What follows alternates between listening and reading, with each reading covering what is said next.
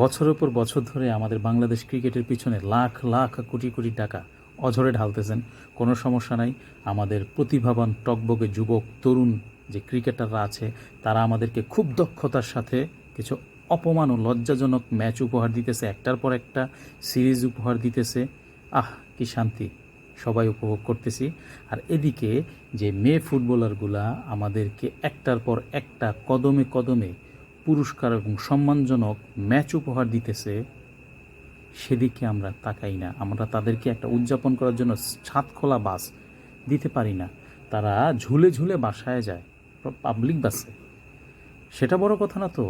আমরা অলিম্পিক খেলার জন্য যে বাছাই পর্বে যাব মিয়ানমারে, সেইখানে যাওয়ার তো টাকাটা আমাদের এই মেয়ে ফুটবলে নাই। আর লাখ লাখ কোটি কোটি টাকা আমরা ভাঙতেছি ক্রিকেটের পিছনে। এটা কি বৈষম্য না? আমাদেরকে অন্যান্য সেক্টরে খেলা নাই, ভলিবল নাই, হকি নাই, উন্নতি হয় না কেন? ইনভেস্ট কোথায় সেখানে? সব টাকা খালি ক্রিকেটের পিছনে যায়। এটা কি হইল?